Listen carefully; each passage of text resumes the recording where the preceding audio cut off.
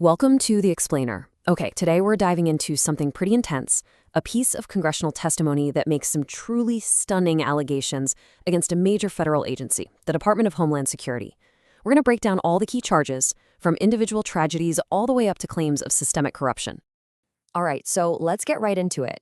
What we're looking at here is a really powerful opening statement from Congressman Jamie Raskin, and he's delivering it right to the acting Secretary of Homeland Security. This wasn't just a casual speech. No, this was a point-by-point indictment of the agency's behavior, especially involving ICE, which is Immigration and Customs Enforcement. And this quote, wow, it really just captures the sheer gravity of what's being alleged here. The testimony isn't framing these actions as simple mistakes. It's painting them as a deliberate betrayal of the public's trust. And, it's even questioning who the real threat to the country is. So to really get a handle on this whole rebuke, we've broken it down into 5 parts. We're going to start with the tragedies that really kicked this all off.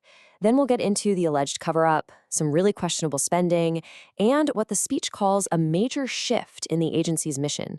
And we'll wrap it up with a big, powerful argument about the role of government itself. So let's start at the beginning, right? This whole thing really kicks off with the human stories at the very heart of the conflict. According to this speech, 2 specific deaths in Minneapolis are what catalyzed this entire confrontation. They're what brought the actions of federal agents into the national spotlight. First up, you have the case of Renee Good. According to the testimony, an ICE agent shot and killed her in her car right after she dropped her kids off at school. The speech goes on to allege that agents actually prevented medical personnel from reaching her while she bled out. The second person mentioned was Alex Prey. He was an ICU nurse at a VA hospital, and he was simply filming agents during a protest, which, as the congressman points out, is a protected First Amendment right. The testimony describes agents pepper spraying him, beating him, and then shooting him 10 times. But here's where it takes a turn. The allegations go beyond just the killings themselves. The claim in the speech is that the agency immediately went on the offensive, launching what's described as a smear campaign to discredit both victims by labeling them as terrorists, all to justify the agent's actions and, really, to control the public story. Okay, so from these 2 incidents, the testimony starts to zoom out, alleging a systemic, deliberate effort to hide the truth and obstruct justice.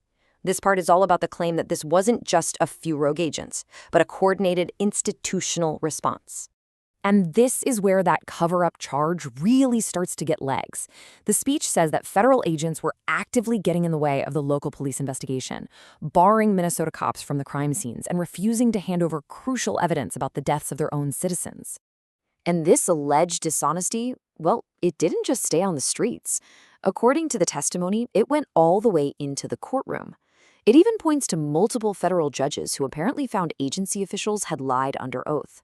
With one, a Reagan appointee no less, using some incredibly harsh language to describe it: disingenuous, squalid, and dishonorable. And just to show the scale of what's being alleged here, the speech throws out this number, over 50. That's how many times the agency allegedly just blew off court orders. In 10 weeks, in just one judicial district. That's presented as, well, evidence of a total disregard for the rule of law. All right, next up, the testimony pivots from behavior to the budget. The accusation here is that the agency's leadership was basically treating its multi-billion-dollar budget like their own personal slush fund for luxuries and self-promotion, raising some serious questions about how our taxpayer money is being used. And some of the numbers mentioned are pretty eye-popping. We're talking $220 million for media consultants, another $172 million for luxury jets, and another $70 million to lease a 3rd jet. And this was all happening, the speech notes, while other parts of the government were shut down. The testimony also goes after the excuse for that $70 million leased jet. The official line was, oh, we'll fix it up for deportations to save money. But the congressman just wasn't buying it, hitting back with that Rolls-Royce to a Metrobus analogy. Asking the pretty obvious question, wouldn't it be cheaper to just buy a deportation plane? And then there's this story. It is almost hard to believe. They call it the Blanky incident. It was used in the speech to really paint a picture of a culture of, well, insane entitlement at the top, just completely disconnected from the idea of public service. Okay, so this all leads to the next big point, the argument that the entire Department of Homeland Security has just walked away from its real job to chase a political agenda instead. And the accusation is that this shift has actually left the country more vulnerable.